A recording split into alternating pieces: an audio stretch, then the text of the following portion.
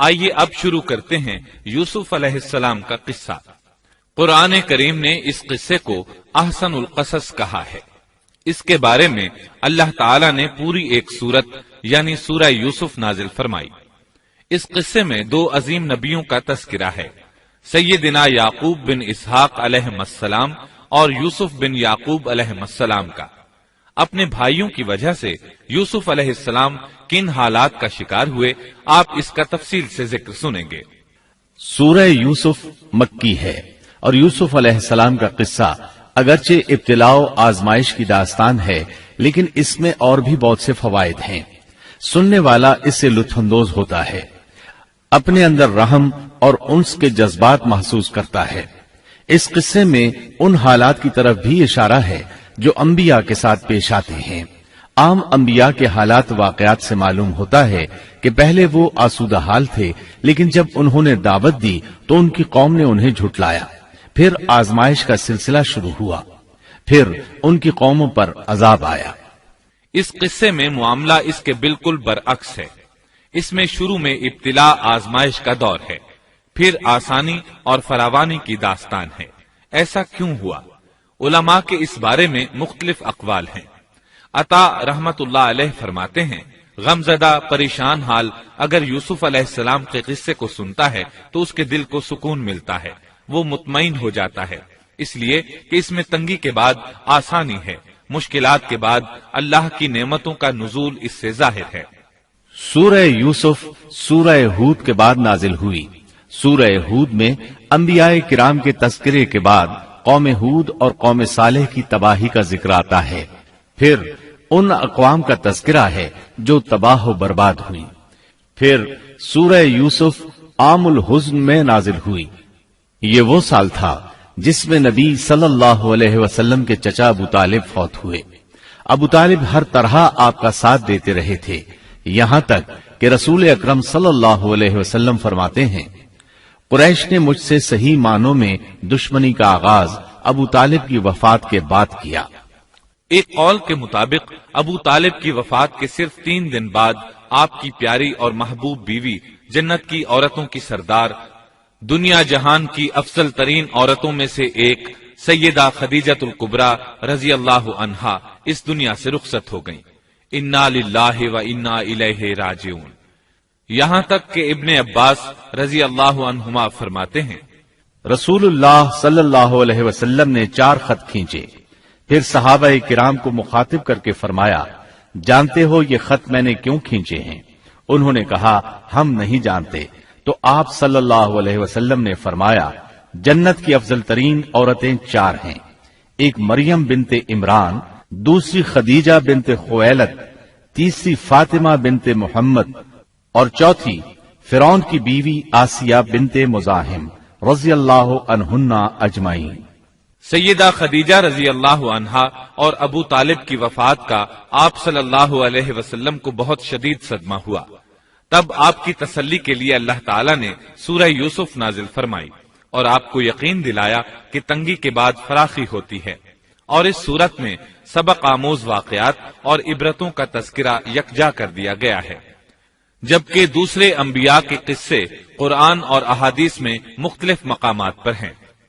یہ قصہ قرآن کریم میں ایک جگہ کیوں ذکر کیا گیا، اس میں کیا حکمت تھی، اور باقی قصے مختلف مقامات پر کیوں بکھرے ہوئے ہیں، اس بارے میں علامہ قرطبی رحمت اللہ علیہ فرماتے ہیں، اللہ تعالیٰ نے انبیاء علیہم السلام کے قصے تکرار کے ساتھ ذکر کیے ہیں۔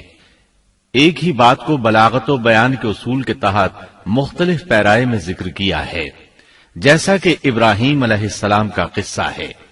جب اللہ کے برگزیدہ فرشتے ان کے پاس آئے تو ان کے آنے پر ابراہیم علیہ السلام نے جو مہمان نوازی کی اس کو مختلف انداز میں بیان کیا گیا ہے۔ ایک جگہ فرمایا، وہ بغیر کسی تاخیر کے بھنا ہوا بچڑا لے آئے۔ دوسری آیت میں فرمایا، پس ابراہیم فربا بچڑے کا گوشت لے آئے۔ ان دونوں جملوں کو جمع کرنے سے معلوم ہوا بھنا ہوا موٹا تازہ بچڑا پیش کیا گیا۔ مختلف جگہوں پر ان کا تذکرہ اس لیے کیا گیا کہ لوگ اس سے عبرت پکڑیں۔ علامہ قرطبی رحمت اللہ علیہ فرماتے ہیں، یوسف علیہ السلام کے قصے کو ایک جگہ اور باقی انبیاء کے قصوں کو علیحدہ بیان کرنے کی ایک حکمت یہ بھی ہے کہ مخالف پر حجت قائم ہو جائے کہ وہ نہ مکرر کلام لا سکتے ہیں اور نہ ہی قصہ یوسف علیہ السلام کی طرح اکٹھا کلام لا سکتے ہیں۔ مطلب یہ کہ بلاغت کی ہر قسم میں دشمن پر حجت قائم ہو سکے۔ اللہ تعالی کلام کو مکرر اور غیر مکرر لا کر قرآن کا اعجاز بیان کرنا چاہتے ہیں کہ اللہ چاہیں تو ایک قصے کو ایک ہی جگہ بیان کر دیں، چاہیں تو مختلف جگہوں پر بیان کر دیں۔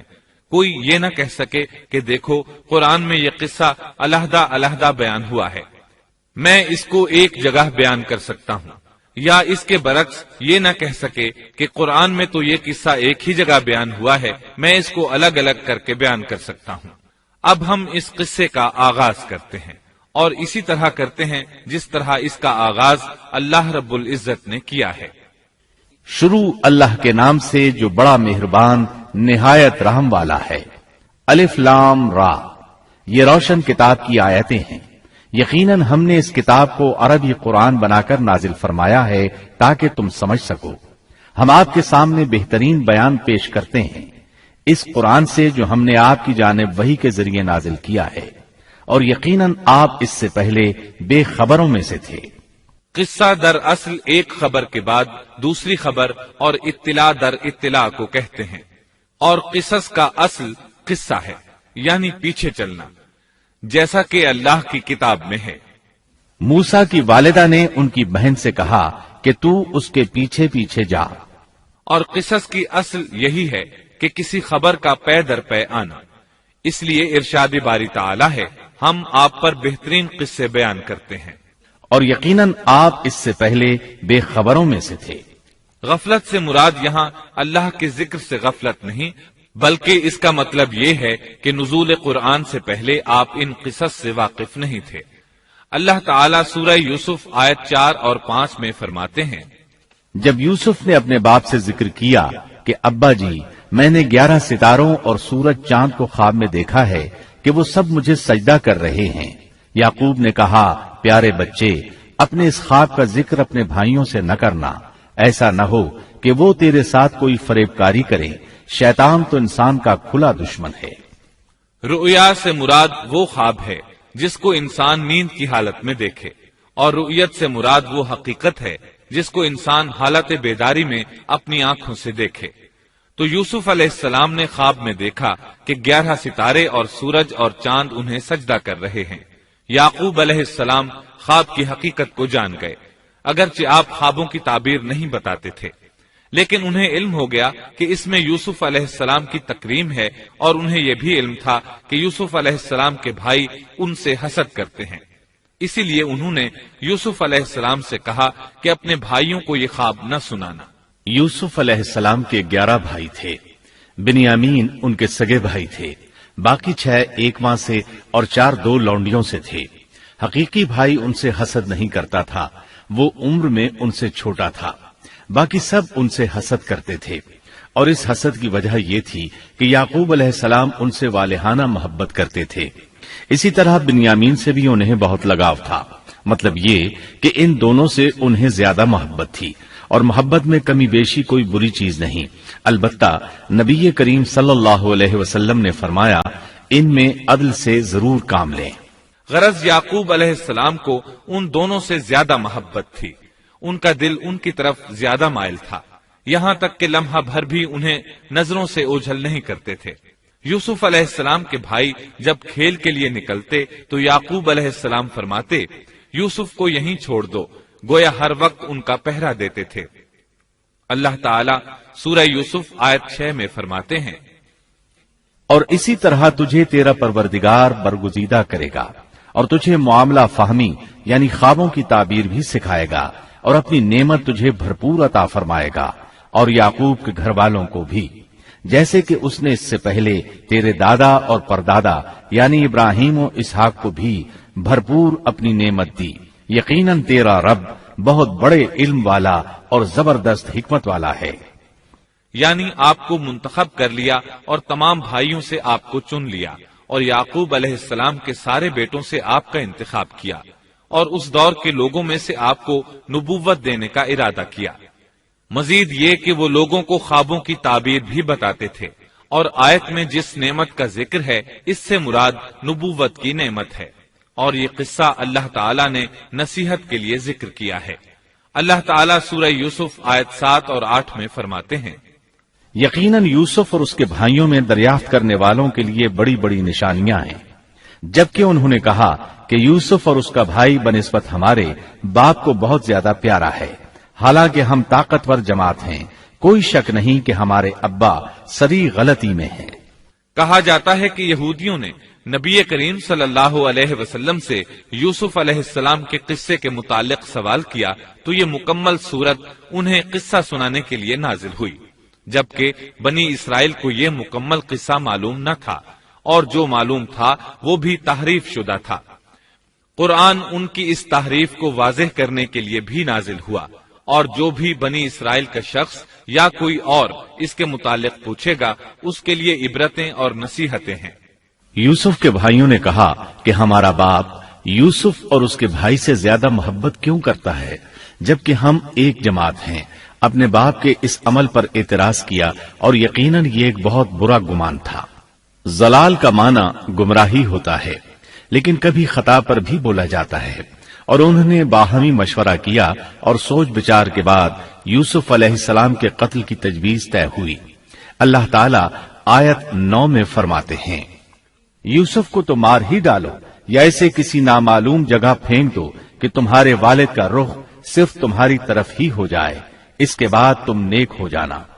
مطلب یہ کہ وہ آپس میں کہنے لگے یوسف کو قتل کر دو۔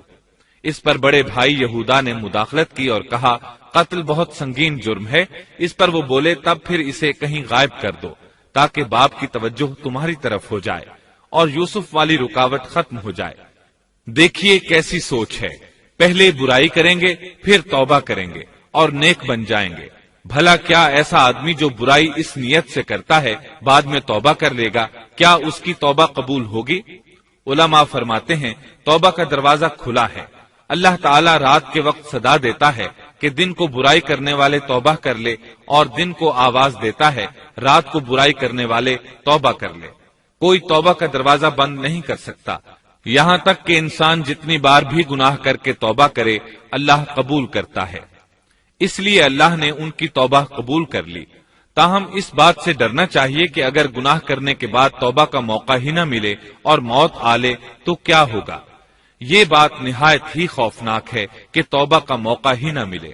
اللہ تعالیٰ آیت نمبر 10 میں فرماتے ہیں، ان میں سے ایک نے کہا یوسف کو قتل تو نہ کرو بلکہ اسے کسی اندھے کنویں کی تہ میں ڈالاؤ کہ اسے کوئی آتا جاتا قافلہ اٹھا لے جائے، اگر تمہیں کرنا ہی ہے تو یوں کرو۔ یہودا نے انہیں قتل سے روکا اور کہا قواسم کے راستے میں اموقی نام کا کنواں ہے، اسے اس میں ڈال دو، کوئی گزرتا ہوا قافلہ اسے اٹھا لے جائے گا، اس سے نجات ہی پانا چاہتے ہو تو یہ کام کرو۔ سب نے اس بات سے اتفاق کیا۔ اب اپنے باپ کے پاس گئے، باپ سے انہوں نے جو کہا آیت 11 اور 12 میں آتا ہے، انہوں نے کہا ابا آخر آپ یوسف کے بارے میں ہم پر اعتبار کیوں نہیں کرتے؟ ہم تو اس کے خیر خواہ ہیں، کل آپ ضرور اسے ہمارے ساتھ بھیج دیجئے کہ خوب کھائے پیے اور کھیلے، اور اس کی حفاظت کے ہم ذمہ دار ہیں۔ یعقوب علیہ السلام نے ان کی بات کے جواب میں جو کچھ کہا آیت نمبر 13 اور 14 میں اس کا ذکر موجود ہے۔ یعقوب نے کہا اسے تمہارا لے جانا مجھے تو سخت صدمہ دے گا، اور مجھے یہ بھی کھٹکا لگا رہے گا کہ تمہاری غفلت میں اسے بھیڑیا کھا جائے۔ انہوں نے جواب دیا کہ ہم جیسی زوراور جماعت کی موجودگی میں بھی اگر اسے بھیڑیا کھا جائے تو ہم بالکل نکمے ہی ہوئے۔ وہاں بھیڑیے کثرت سے تھے، اس لیے یعقوب علیہ السلام ڈرتے تھے۔ بیٹوں کے بار بار اصرار پر یعقوب علیہ السلام یوسف علیہ السلام کو ان کے ساتھ بھیجنے پر رضامند ہو گئے۔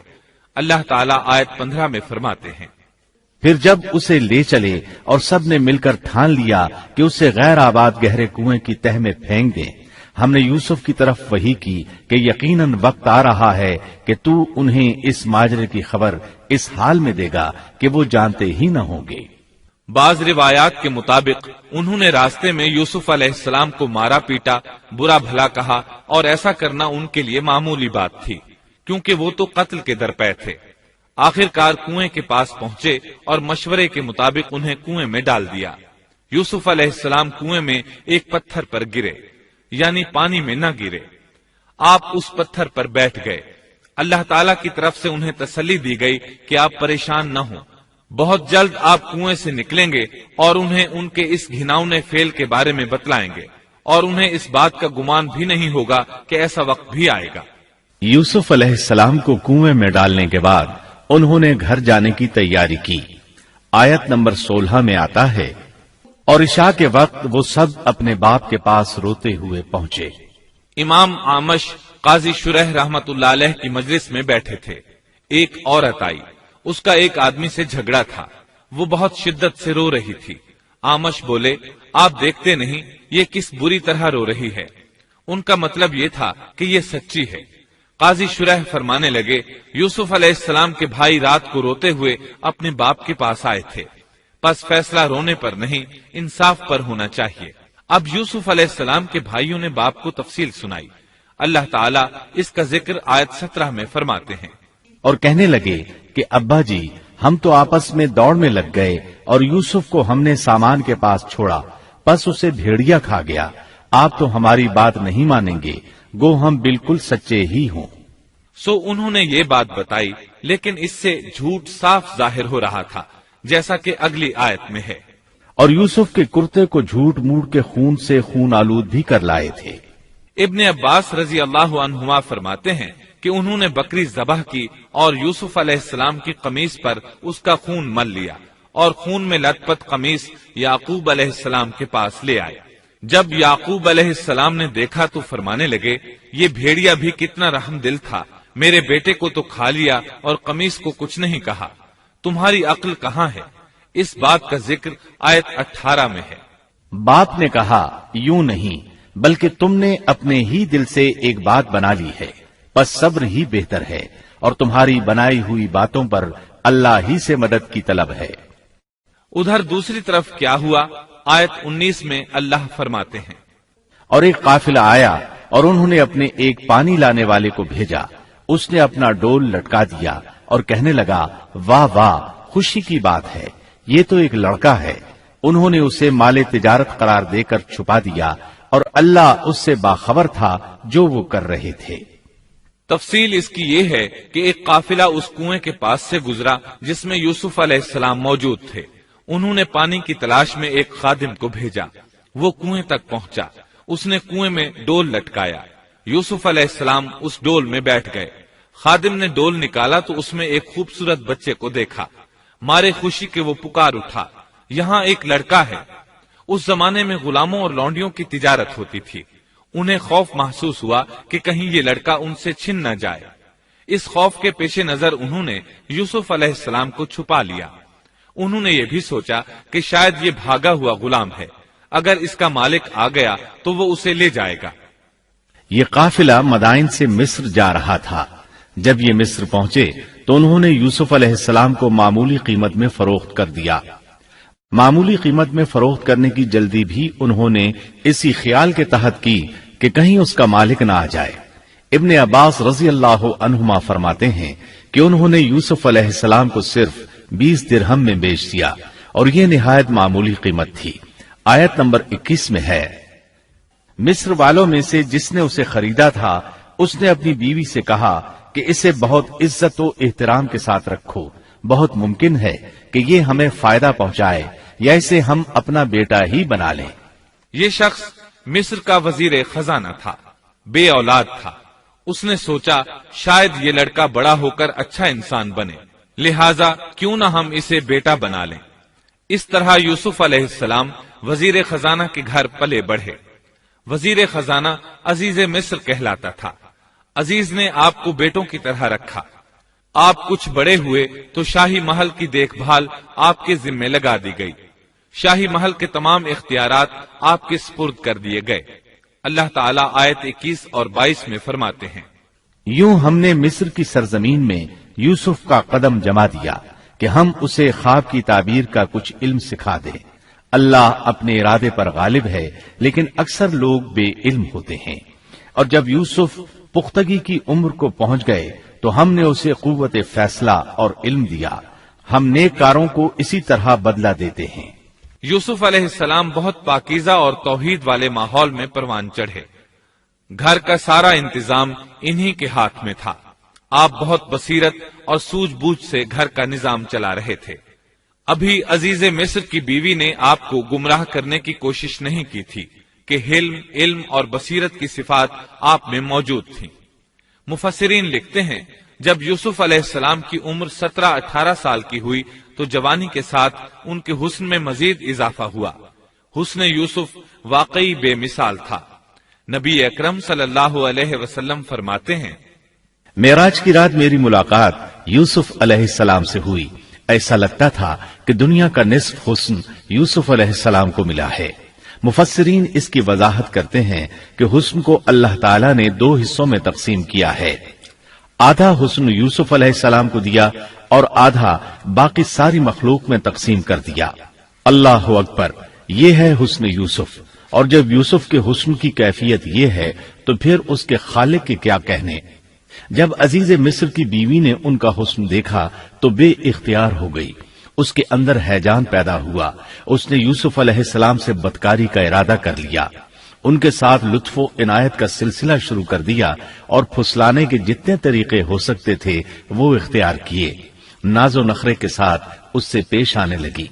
अल्लाह आयत 23 में फरमाते हैं, उस औरत ने जिसके घर में यूसुफ थे, यूसुफ को बहलाना फुसलाना शुरू किया कि वो अपने नफ्स की निगरानी छोड़ दे और दरवाजे बंद करके कहने लगी, लो आ जाओ।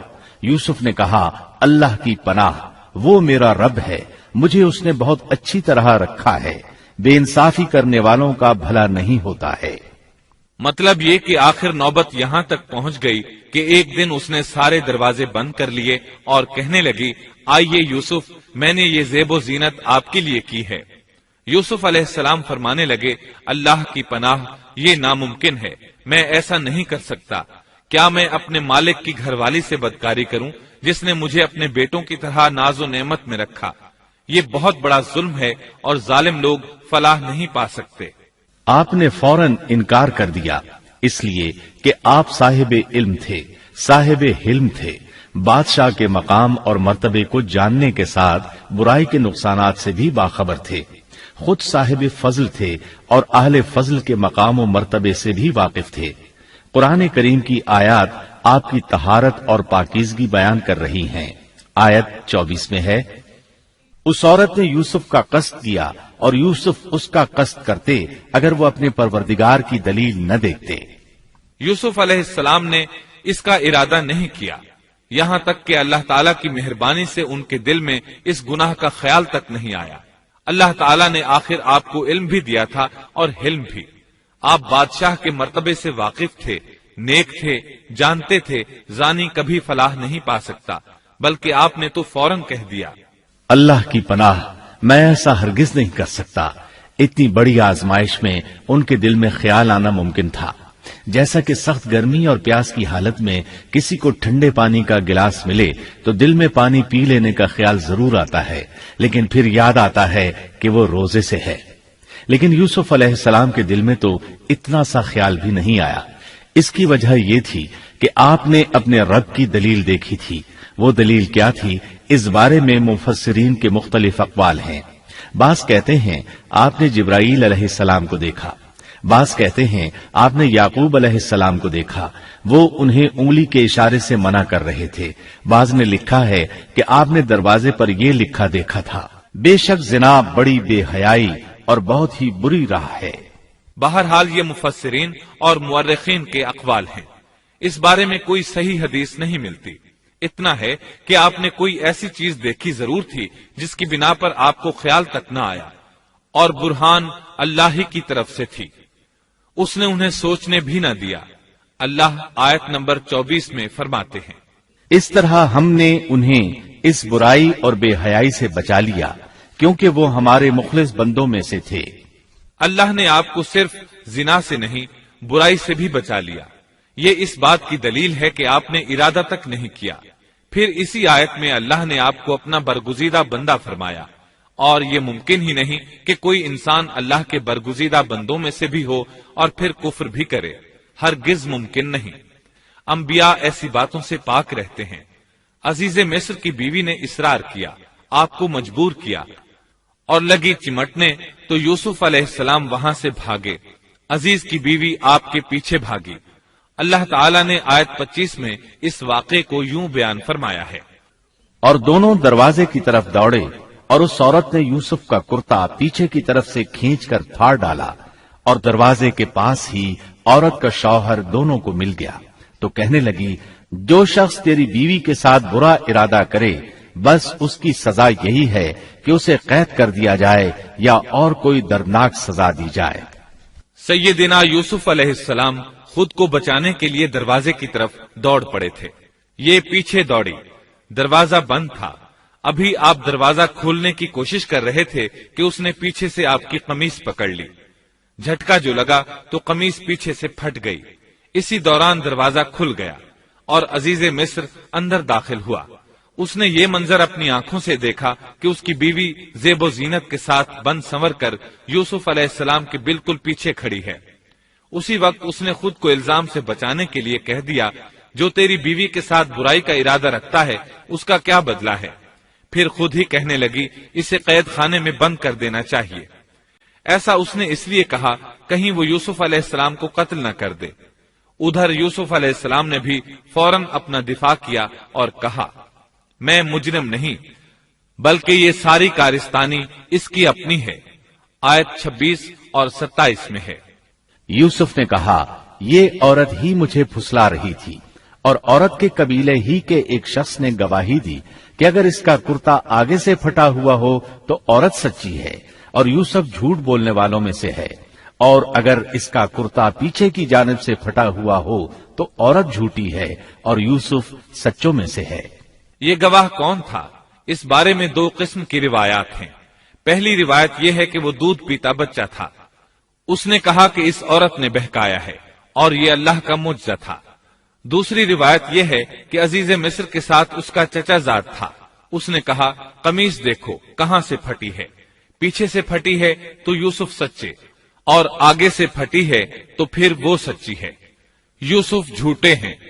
آیت نمبر 28 میں آتا ہے، سو جب خاوند نے دیکھا کہ یوسف کا کرتا پیٹھ کی جانب سے پھٹا ہوا ہے تو صاف کہہ دیا کہ یہ تو عورتوں کی چال بازی ہے، بے شک تمہاری چال بازی بہت بڑی ہے۔ سید قطب کہتے ہیں، عزیز مصر ان لوگوں میں سے تھا جن کے نزدیک شرف کی کوئی قیمت نہیں تھی۔ اگر اس میں غیرت ہوتی تو اس کا خون کھولتا، وہ عورت پر برہم ہوتا، لیکن اس نے غصے کے بغیر کہا۔ آیت 29 میں ہے، یوسف اب اس بات کو جانے دو، اور اے عورت تو اپنے گناہ سے توبہ کر، بے شک تو گناہ گاروں میں سے ہے۔ اس کے علاوہ اس نے کوئی اور بات نہ کی، یہاں تک کہ یوسف علیہ السلام کو گھر ہی میں رہنے دیا، جدا بھی نہ کیا۔ لیکن پھر یہ خبر شہر میں آگ کی طرح پھیل گئی، عورتیں طرح طرح کی باتیں کرنے لگیں، لوگ عزیز مصر کی بیوی کو تانے دینے لگے۔ آیت 30 میں ہے، اور شہر کی عورتوں میں چرچا ہونے لگا کہ عزیز مصر کی بیوی اپنے جوان غلام کو اپنا مطلب نکالنے کے لیے بہلانے پھسلانے میں لگی رہتی ہے، اس کے دل میں یوسف کی محبت بیٹھ گئی ہے، ہمارے خیال میں تو وہ سری گمراہی میں ہے۔ یہ چرچا ہونے لگا کہ عزیز مصر کی بیوی ایک غلام کے ساتھ برائی پر تل گئی، اگر کسی آزاد کے ساتھ ایسا کرتی تو معاملہ اور تھا، غلام سے محبت کر بیٹھی، یہ تو اس نے بے وقوفی کی انتہا کر دی۔ اس طرح اسے خوب برا بھلا کہا گیا۔ یہ خبر عزیز مصر کی بیوی تک بھی پہنچ گئی۔ آیت 31 میں ہے، اس نے جب ان عورتوں کی پرفریب مکارانہ باتیں سنی تو انہیں بلوا بھیجا اور ان کے لیے ایک مجلس مرتب کی، اور ان میں سے ہر ایک کو چھری دی اور کہا، اے یوسف ان کے سامنے چلے آؤ۔ ان عورتوں نے جب اسے دیکھا تو بہت بڑا جانا اور اپنے ہاتھ کاٹ لیے، اور زبان سے نکل گیا کہ اللہ کی پناہ، یہ انسان تو ہرگز نہیں، یہ تو یقیناً کوئی بہت ہی بزرگ فرشتہ ہے۔ وضاحت اس کی یہ ہے کہ اس عورت نے اپنے گھر میں ایک دعوت کا انتظام کیا، تمام عورتوں کو اس دعوت میں بلایا۔ دعوت کا انتظام اس طرح کیا کہ سب کے لیے ایک تکیہ لگایا، پھل سامنے رکھے اور ہر ایک کو ایک ایک چھری تھما دی۔ ساتھ ہی یوسف علیہ السلام سے کہا کہ مجلس میں آ جائیں۔ جب یوسف علیہ السلام آئے تو وہ انہیں دیکھ کر مبہوت رہ گئیں۔ ان کے حسن سے اس قدر متاثر ہوئیں کہ اپنا ہوش نہ رہا اور پھلوں کے بجائے اپنے ہاتھ کاٹ ڈالے، لیکن اس کا انہیں احساس تک نہ ہوا۔ سبحان اللہ، کیا حسن تھا جس کی وجہ سے انہوں نے اپنے ہاتھ کاٹ لیے اور خبر تک نہ ہوئی۔ کہنے لگیں یہ تو کوئی فرشتہ معلوم ہوتا ہے، انسان اتنا خوبصورت کیسے ہو سکتا ہے۔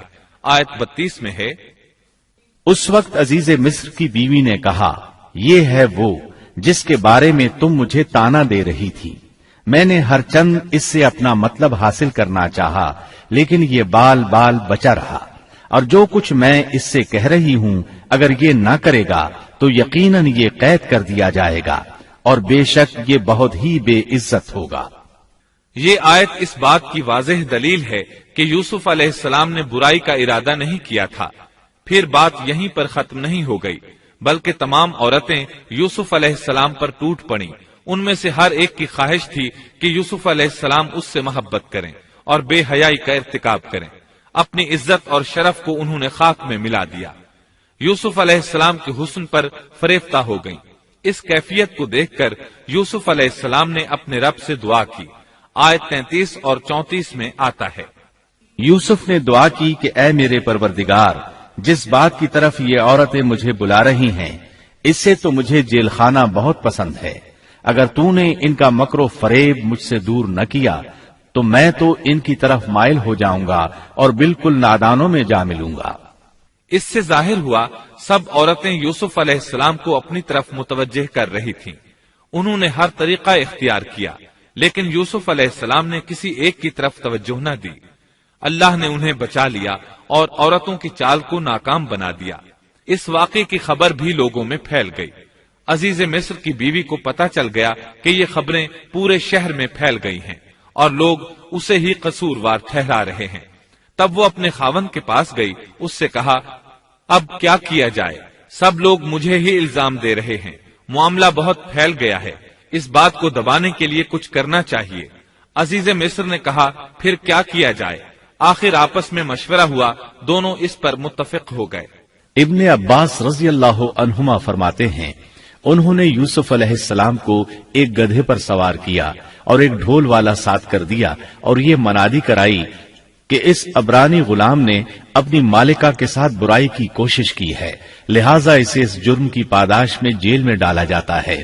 گویا انہوں نے اپنے پر سے الزام ختم کرنے کا یہ منصوبہ سوچا۔ اس بارے میں اللہ آیت 35 میں فرماتے ہیں، پھر ان تمام نشانوں کے دیکھ لینے کے بعد بھی انہیں یہی مصلحت معلوم ہوئی کہ یوسف کو کچھ مدت کے لیے قید خانے میں رکھیں۔ انہوں نے یہ اس لیے کہا تاکہ یوسف علیہ السلام پر تہمت لگائی جا سکے۔ اس طرح یوسف علیہ السلام قید خانے میں آ گئے۔ ان کے ساتھ 2 نوجوان اور قید خانے میں بھیجے گئے تھے۔ کچھ دن ساتھ رہنے کے بعد وہ جان گئے کہ یوسف علیہ السلام نیک سیرت انسان ہیں، عبادت گزار نوجوان ہیں۔ ایک رات دونوں نوجوانوں نے خواب دیکھے۔ صبح ہوئی تو دونوں یوسف علیہ السلام کے پاس گئے اور اپنا اپنا خواب سنایا۔ قرآن کریم آیت 36 میں اس کو یوں بیان کرتا ہے، اس کے ساتھ ہی 2 اور جوان بھی جیل خانے میں داخل ہوئے۔ ان میں سے ایک نے کہا کہ میں نے خواب میں اپنے آپ کو شراب میں چوڑتے دیکھا ہے، اور دوسرے نے کہا میں نے اپنے آپ کو دیکھا ہے کہ میں اپنے سر پر روٹی اٹھائے ہوئے ہوں جسے پرندے کھا رہے ہیں۔ ہمیں آپ اس کی تعبیر بتائیے، ہمیں تو آپ خوبیوں والے شخص دکھائی دیتے ہیں۔ قید خانے کے قیدی بھی جان چکے تھے کہ یوسف علیہ السلام نیک ہیں۔ آپ نے سوچا یہ دین کی دعوت دینے کا بہترین موقع ہے۔ انہوں نے جو کچھ ان سے کہا وہ آیت نمبر 37 اور 38 میں اس طرح آیا ہے، یوسف نے کہا تمہیں جو کھانا دیا جاتا ہے اس کے تمہارے پاس پہنچنے سے پہلے ہی میں تمہیں اس کی تعبیر بتلا دوں گا۔ یہ سب اس علم کی بدولت ہے جو مجھے میرے رب نے سکھایا ہے۔ میں نے ان لوگوں کا مذہب چھوڑ دیا ہے جو اللہ پر ایمان نہیں رکھتے اور آخرت کے بھی منکر ہیں۔ میں اپنے باپ دادوں کے دین کا پابند ہوں، یعنی ابراہیم، اسحاق اور یعقوب کے دین کا۔ ہمیں ہرگز یہ سزاوار نہیں کہ ہم اللہ کے ساتھ کسی کو بھی شریک کریں. ہم پر اور تمام اور لوگوں پر اللہ کا یہ خاص فضل ہے، لیکن اکثر لوگ ناشکری کرتے ہیں. آپ نے سب سے پہلے اپنا تعارف کرایا، ابراہیم اور یعقوب علیہ السلام کے بارے میں بتایا، اور اس زمانے کے لوگ ابراہیم علیہ السلام کو مانتے تھے. ابراہیم علیہ السلام معروف تھے، جانے پہچانے تھے. نبی کریم صلی اللہ علیہ وسلم سے پوچھا گیا کہ کریم یعنی عزت دار کون ہے؟ آپ نے فرمایا عزت دار کے بیٹے، عزت دار کے پوتے اور عزت دار کے پڑ پوتے، یعنی یوسف بن یعقوب بن اسحاق بن ابراہیم علیہ السلام. مطلب یہ کہ 4 پشتوں تک نبوت کی فضیلت یوسف علیہ السلام کے سوا کسی کے حصے میں نہیں آئی. یہ عزت اور بزرگی کی انتہا ہے. آپ نے اپنے دین کا تعارف کرانے کے بعد ان سے جو کچھ کہا وہ آیت 39 اور 40 میں آتا ہے. اے میرے قید کے ساتھیوں، کیا بھلا کئی جدا جدا پروردگار بہتر ہیں یا ایک اللہ زبردست طاقتور؟ اس کے سوا تم جن کی پوجا باٹ کر رہے ہو وہ سب نام ہی نام ہیں جو تم نے اور تمہارے باپ دادوں نے خود ہی گھڑ لیے ہیں. اللہ نے ان کی کوئی دلیل نازل نہیں فرمائی. فرما روائی صرف اللہ ہی کی ہے. اس کا فرمان ہے کہ تم سب سوائے اس کے کسی اور کی عبادت نہ کرو. یہی دین درست ہے، لیکن اکثر لوگ نہیں جانتے. پھر یوسف علیہ السلام نے انہیں خواب کی تعبیر بتائی. اس کا ذکر سورہ یوسف آیت 41 میں ہے. اے میرے قید خانے کے رفیقو، تم دونوں میں سے ایک تو اپنے بادشاہ کو شراب پلانے پر مقرر ہو جائے گا، لیکن دوسرا سولی دیا جائے گا اور پرندے اس کا سر نوچ نوچ کھائیں گے. تم دونوں جس کے بارے میں تحقیق کر رہے تھے اس کام کا فیصلہ کر دیا گیا. تعبیر سن کر وہ قیدی کہنے لگے، ہم نے اس طرح خواب نہیں دیکھا. جس کے قتل کی تعبیر بتائی گئی تھی وہ تو خاص طور پر کہنے لگا، میں نے یہ خواب نہیں دیکھا. اس پر یوسف علیہ السلام نے فرمایا، یہ اللہ کا فیصلہ ہے، تبدیل نہیں ہو سکتا. پھر آپ نے دوسرے قیدی سے فرمایا، اور جس کی نسبت یوسف کا گمان تھا کہ ان دونوں میں سے یہ چھوٹ جائے گا، اس سے کہا کہ اپنے بادشاہ سے میرا ذکر بھی کر دینا. پھر اسے شیطان نے اپنے بادشاہ سے ذکر کرنا بھلا دیا اور یوسف نے کئی سال قید خانے ہی میں کاٹے. پھر اسی طرح ہوا. ایک کو پھانسی پر چڑھا دیا گیا، دوسرا بادشاہ کو شراب پلانے پر مقرر ہوا، لیکن وہ یوسف علیہ السلام کا ذکر کرنا بھول گیا. اللہ تعالیٰ آیت 42 میں فرماتے ہیں، شیطان نے اسے بھلا دیا. اس آیت کی تفسیر بعض مفسرین نے یہ کی ہے کہ شیطان نے یوسف علیہ السلام کو اپنے رب یعنی اللہ تعالیٰ کی یاد سے غافل کر دیا، اور انہوں نے ایک بندے سے چاہا کہ وہ اپنے رب یعنی شاہ مصر سے ان کا تذکرہ کر کے ان کی رہائی کی کوشش کرے. اس لیے اللہ تعالیٰ نے ان کو یہ سزا دی کہ وہ کئی سال تک جیل میں پڑے رہے. یہ تفسیر بالکل غلط ہے. درست یہ ہے کہ فَأَنْسَاهُ کی ضمیر اس شخص کی طرف لوٹتی ہے جس کے متعلق یوسف علیہ السلام کا گمان تھا کہ وہ رہائی پانے والا ہے. اور اس آیت کے معنی یہ ہیں کہ شیطان نے اس شخص کو اپنے آقا سے یوسف علیہ السلام کا ذکر کرنا بھلا دیا، جیسا کہ علامہ ابن کثیر اور دیگر مفسرین نے اسی طرح کہا ہے. انس رضی اللہ عنہ سے مروی یہ روایت کہ اللہ تعالیٰ نے یوسف علیہ السلام کی طرف وحی کی کہ اے یوسف، تجھے تیرے بھائیوں سے کس نے نجات دی؟ فرمایا، اے اللہ، آپ نے. اللہ نے پھر پوچھا، یوسف، تجھے کنویں سے کس نے نکالا؟ انہوں نے جواب دیا، اللہ، آپ نے. اللہ تعالیٰ نے پھر پوچھا، یوسف، تجھے عورتوں سے کس نے بچایا؟ کہا، اللہ، آپ نے. اب اللہ نے فرمایا، پھر اب اللہ کے سوا کسی اور سے نجات کیوں طلب کرتے ہو؟ یہ روایت عقل اور نقل دونوں کے خلاف ہے، کیونکہ تکالیف و مصائب سے خلاصی کے لیے دنیاوی اسباب اختیار کرنا جائز ہے، جیسا کہ سورۃ المائدہ میں اللہ تعالیٰ فرماتے ہیں کہ نیکی اور تقوی کے کاموں میں ایک دوسرے کا تعاون کرو. اور یوسف علیہ السلام کا رہائی پانے والے شخص سے اپنی رہائی کے متعلق بادشاہ سے بات کرنے کو کہنا اس آیت کے عین مطابق ہے، اور ایسا کرنا توکل علی اللہ کے خلاف نہیں. لہذا مذکورہ بیان کردہ روایت جس طرح سند کے اعتبار سے کمزور ہے، اسی طرح مفہوم کے اعتبار سے بھی قرآن کے خلاف ہے. یوسف علیہ السلام قید خانے میں پڑے ہیں، کسی کو ان کی خبر تک نہیں. یہ ان کی ایک اور آزمائش تھی، کسی کو خبر ہو تو نکالے. آخر کچھ مدت بعد بادشاہ نے خواب دیکھا۔ بادشاہ نے کہا، میں نے خواب میں دیکھا ہے کہ 7 موٹی تازی فربا گائیں ہیں جن کو 7 دبلی پتلی لاغر گائیں کھا رہی ہیں، اور 7 بالیاں ہیں ہری ہری اور دوسری 7 بالکل خشک۔ اس خواب نے بادشاہ کو پریشان کر دیا۔ اس نے کہا، اے درباریو، میرے اس خواب کی تعبیر بتلاؤ اگر تم خواب کی تعبیر دے سکتے ہو۔ انہوں نے جواب دیا، یہ تو اڑتے اڑاتے پریشان خواب ہیں، اور ایسے شوریدہ پریشان خوابوں کی تعبیر جاننے والے ہم نہیں۔ جب وہ خواب کی تعبیر نہ بتا سکے تب اس ساقی کو یوسف علیہ السلام یاد آئے۔ وہ چونک اٹھا۔ ان 2 قیدیوں میں سے جو رہا ہوا تھا اسے مدت کے بعد یاد آ گیا اور کہنے لگا، میں تمہیں اس کی تعبیر بتلا دوں گا، مجھے جانے کی اجازت دیجیے۔ قید خانہ شہر سے باہر تھا، انہوں نے اسے ادھر روانہ کر دیا۔ وہ جیل پہنچا، یوسف علیہ السلام سے ملا اور بولا، اے یوسف، اے بہت بڑے سچے، آپ ہمیں اس خواب کی تعبیر بتلائیے کہ 7 موٹی تازی گائیں ہیں جنہیں 7 دبلی پتلی گائیں کھا رہی ہیں، اور 7 بالکل سبز خوشے ہیں، اور 7 ہی دوسرے بالکل خشک ہیں، تاکہ میں واپس جا کر ان لوگوں سے کہوں تاکہ وہ سب جان لیں۔ تب یوسف علیہ السلام نے خواب کی تعبیر بتائی۔ یوسف نے جواب دیا کہ تم 7 سال تک پے در پے لگاتار حسب عادت غلہ بویا کرنا، اور فصل کاٹ کر اسے بالیوں سمیت ہی رہنے دینا، سوائے اپنے کھانے کی تھوڑی سی مقدار کے۔ اس کے بعد 7 سال نہایت سخت قحط کے آئیں گے، وہ اس غلے کو کھا جائیں گے جو تم نے ان کے لیے ذخیرہ رکھ چھوڑا تھا، سوائے اس تھوڑے سے غلے کے جو تم محفوظ کر کے رکھو گے۔ آپ نے صرف خواب کی تعبیر نہیں بتائی بلکہ علاج بھی بتایا۔ اس کے بعد ایک اور بات بھی بتائی۔ اس کے بعد جو سال آئے گا اس میں لوگوں پر خوب بارش برسائی جائے گی، اور وہ اس میں شیرہ انگور بھی خوب نچوڑیں گے۔ ساقی بہت تیزی سے واپس گیا، بادشاہ کو پوری تفصیل بتائی۔ تب بادشاہ نے کہا، یوسف کو میرے پاس لاؤ۔ بادشاہ کا قاصد واپس آیا اور آپ سے کہا، بادشاہ آپ کو بلا رہا ہے۔ یوسف علیہ السلام نے کہا، میں قید خانے سے نہیں نکلوں گا۔ نبی کریم صلی اللہ علیہ وسلم فرماتے ہیں، اللہ یوسف علیہ السلام پر رحم فرمائے، انہوں نے کس حد تک صبر کیا۔ ان کی جگہ میں ہوتا اور مجھے قید خانے سے نکلنے کے لیے کہا جاتا تو میں فوراً باہر نکل جاتا۔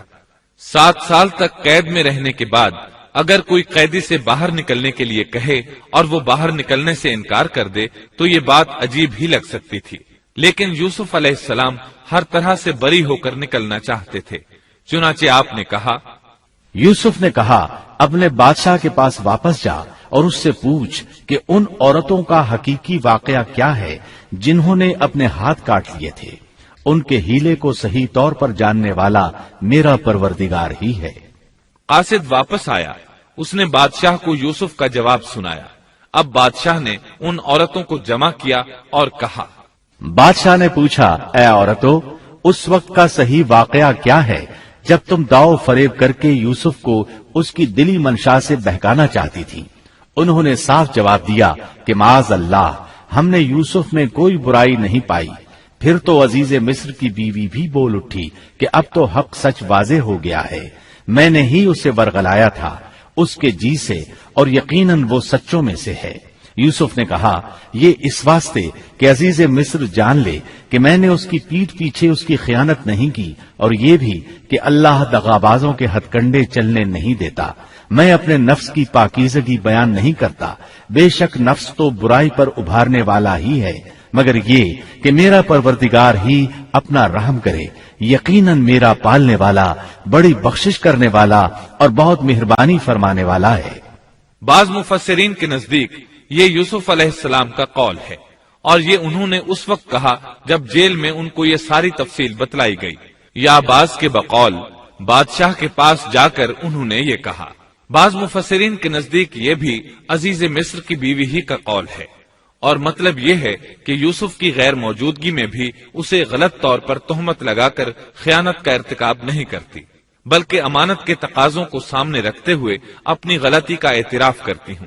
یا یہ مطلب ہے کہ میں نے یوسف کو پھسلانے کی کوشش ضرور کی، لیکن واقعہ یہ ہے کہ اپنے خاوند کی خیانت نہیں کی اور کسی بڑے گناہ میں واقع نہیں ہوئی۔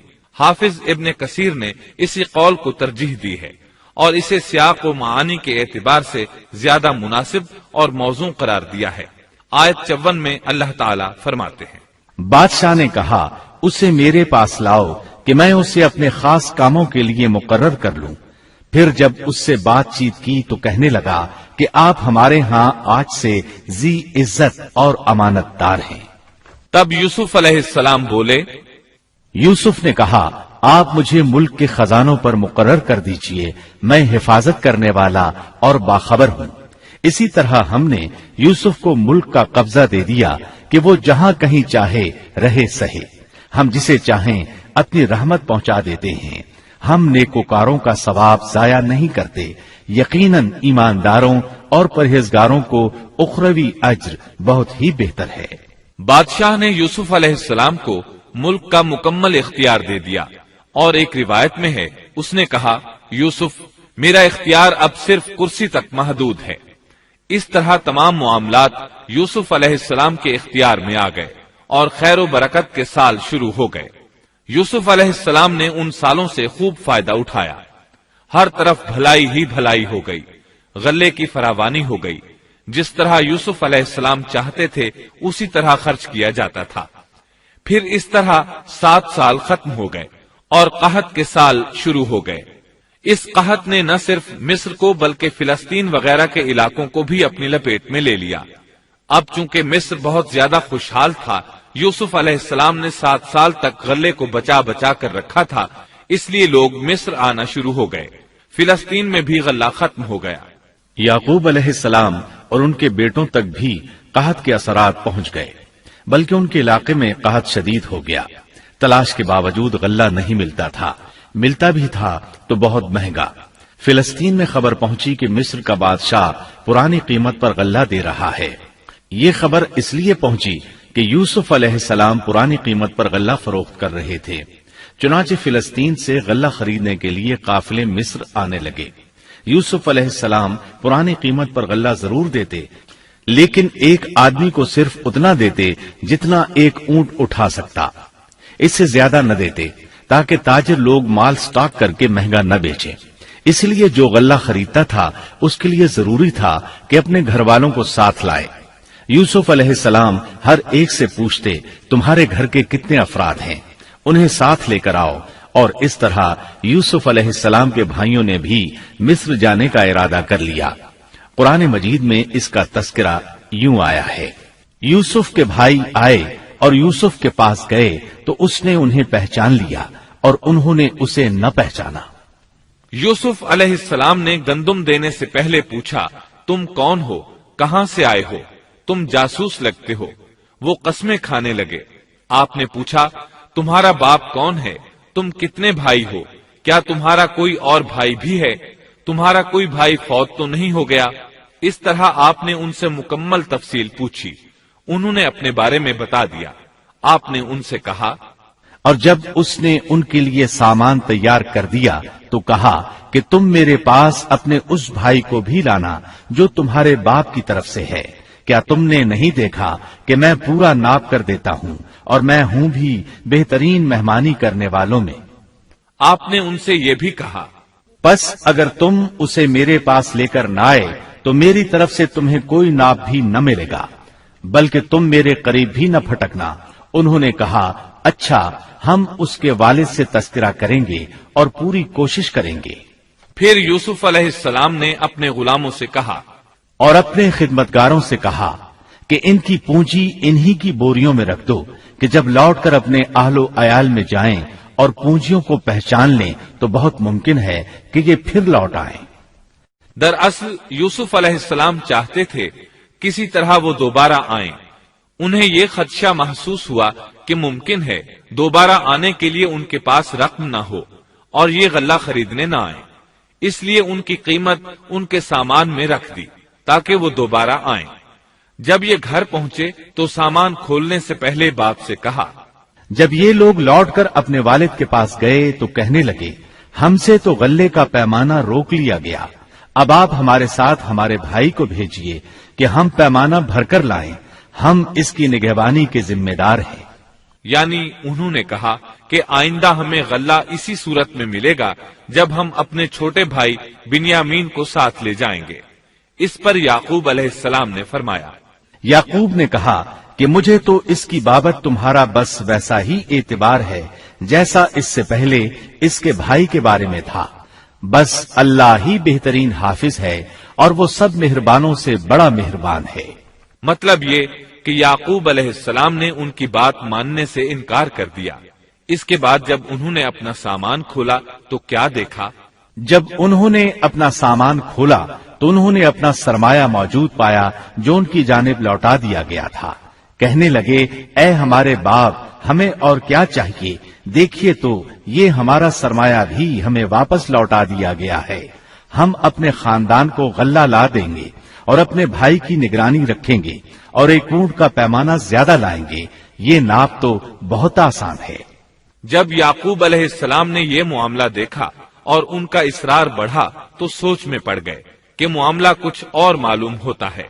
پس انہیں اللہ تعالی کی طرف سے الہام ہوا کہ ساتھ بھیج دیجیے۔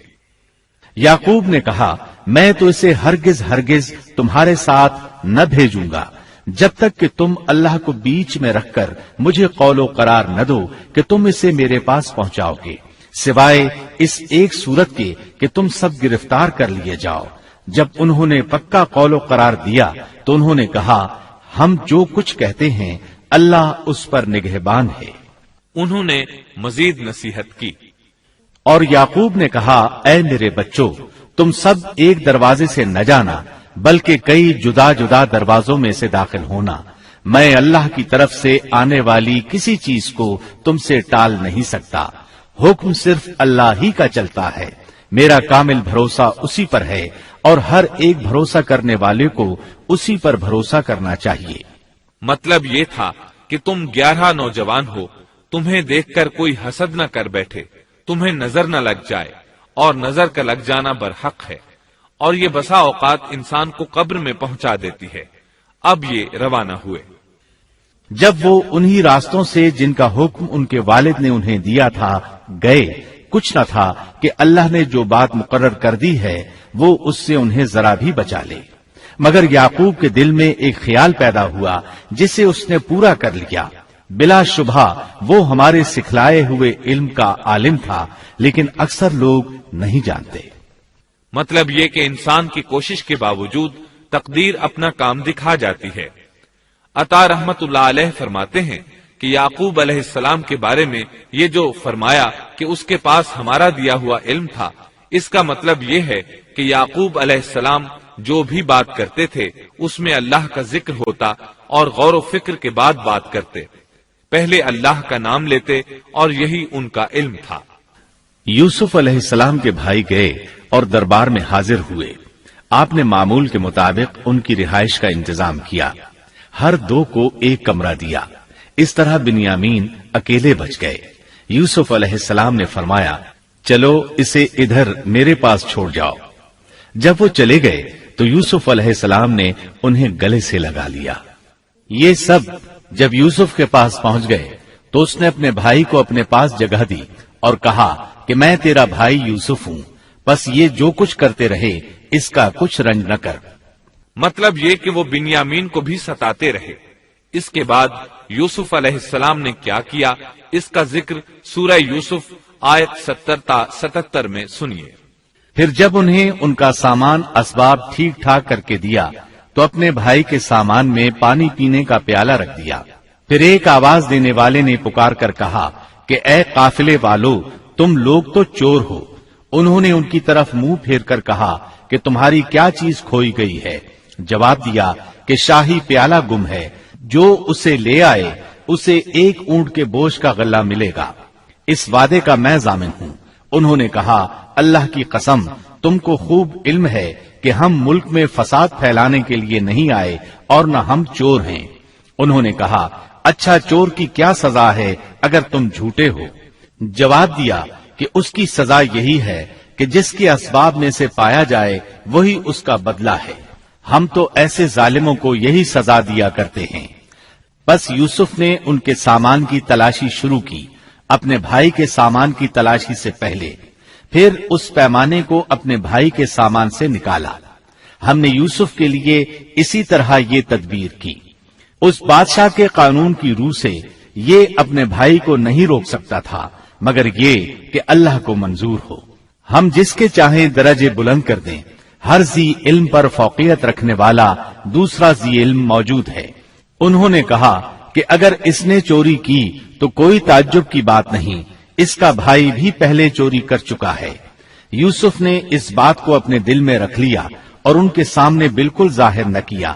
کہا کہ تم بڑے بدقماش ہو اور جو تم بیان کرتے ہو اسے اللہ ہی خوب جانتا ہے. اب وہ بادشاہ یعنی یوسف علیہ السلام کی منت سماجت کرنے لگے. انہوں نے کہا کہ اے عزیز مصر، اس کے والد بڑی عمر کے بالکل بوڑھے شخص ہیں. آپ اس کے بدلے ہم میں سے کسی کو لے لیجئے. ہم دیکھتے ہیں کہ آپ بڑے نیک نفس ہیں. یوسف نے کہا کہ ہم نے جس کے پاس اپنی چیز پائی ہے اس کے سوا دوسرے کی گرفتاری کرنے سے اللہ کی پناہ چاہتے ہیں. ایسا کرنے سے تو ہم یقیناً ناانصافی کرنے والے ہو جائیں گے. جب وہ اس سے مایوس ہو گئے تو تنہائی میں بیٹھ کر مشورہ کرنے لگے. ان میں جو سب سے بڑا تھا اس نے کہا تمہیں معلوم نہیں کہ تمہارے والد نے تم سے اللہ کی قسم لے کر پختہ قول قرار لیا ہے اور اس سے پہلے یوسف کے بارے میں تم کوتاہی کر چکے ہو.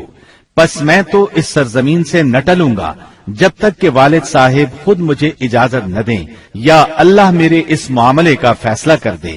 وہی بہترین فیصلہ کرنے والا ہے. تم سب والد صاحب کی خدمت میں واپس جاؤ اور کہو کہ ابا جی آپ کے صاحبزادے نے چوری کی اور ہم نے وہی گواہی دی تھی جو ہم جانتے تھے. ہم کچھ غیب کی حفاظت کرنے والے نہ تھے. آپ اس شہر کے لوگوں سے دریافت فرما لیں جہاں ہم تھے اور اس قافلے سے بھی پوچھ لیں جس کے ساتھ ہم آئے ہیں اور یقیناً ہم بالکل سچے ہیں. یعقوب نے کہا یہ تو نہیں بلکہ تم نے اپنی طرف سے بات بنا لی. پس اب صبر ہی بہتر ہے. قریب ہے کہ اللہ ان سب کو میرے پاس ہی پہنچا دے. وہی علم و حکمت والا ہے. پھر یعقوب علیہ السلام رونے لگے اور کہنے لگے. پھر ان سے منہ پھیر لیا اور کہا ہائے یوسف. ان کی آنکھیں بوجہ رنج و غم کے سفید ہو چکی تھیں اور وہ غم کو دبائے ہوئے تھے. بیٹوں نے کہا واللہ آپ ہمیشہ یوسف کی یاد ہی میں لگے رہیں گے یہاں تک کہ گھل جائیں یا ختم ہی ہو جائیں. اس پر یعقوب علیہ السلام نے کہا انہوں نے کہا کہ میں تو اپنی پریشانیوں اور رنج کی فریاد اللہ ہی سے کر رہا ہوں. مجھے اللہ کی طرف سے وہ باتیں معلوم ہیں جو تم نہیں جانتے. میرے پیارے بچوں تم جاؤ اور یوسف کی اور اس کے بھائی کی پوری طرح تلاش کرو اور اللہ کی رحمت سے نا امید نہ ہو. یقیناً رب کی رحمت سے نا امید وہی ہوتے ہیں جو کافر ہوتے ہیں. اب ان کے پاس غلہ خریدنے کے لیے سامان تجارت بہت کم تھا. وہ تھوڑا سا سامان لے کر پھر یوسف علیہ السلام کے پاس گئے. پھر جب یہ لوگ یوسف کے پاس پہنچے تو کہنے لگے کہ اے عزیز ہم کو اور ہمارے خاندان کو دکھ پہنچا ہے.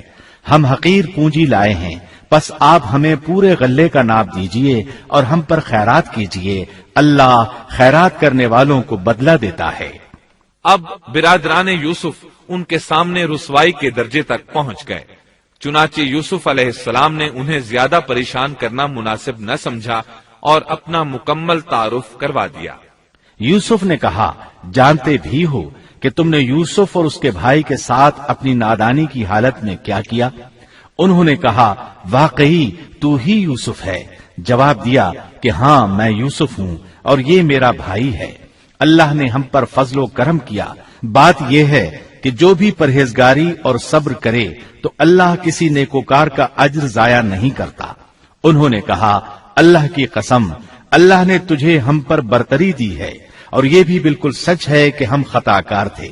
جواب دیا آج تم پر کوئی ملامت نہیں ہے. اللہ تمہیں بخشے. وہ سب مہربانوں سے بڑا مہربان ہے. میرا یہ کرتا تم لے جاؤ اور اسے میرے والد کے منہ پر ڈال دو کہ وہ دیکھنے لگیں اور اپنے خاندان کو میرے پاس لے آؤ. وہ قمیص لے کر یعقوب علیہ السلام کی طرف چل دیے. جو ہی مصر سے چلے یعقوب علیہ السلام نے خوشبو محسوس کر لی. جب یہ قافلہ جدا ہوا تو ان کے والد نے کہا کہ مجھے تو یوسف کی خوشبو آ رہی ہے، اگر تم مجھے بے وقوف نہ کہو۔ وہ کہنے لگے کہ واللہ آپ اپنے اسی پرانے خط میں مبتلا ہیں۔ جب خوشخبری دینے والے نے پہنچ کر ان کے منہ پر وہ کرتا ڈالا، اسی وقت وہ پھر سے بینا ہو گئے۔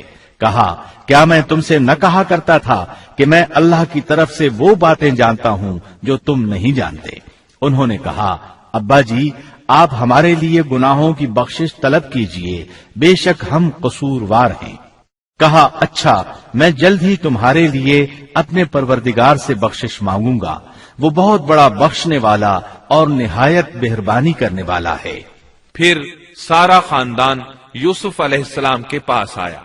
جب یہ سارا گھرانہ یوسف کے پاس پہنچ گیا تو یوسف نے اپنے ماں باپ کو اپنے پاس جگہ دی اور کہا اللہ کو منظور ہے تو آپ سب امن و امان کے ساتھ مصر میں آؤ، اور اپنے تخت پر اپنے ماں باپ کو اونچا بٹھایا اور سب اس کے سامنے سجدے میں گر گئے۔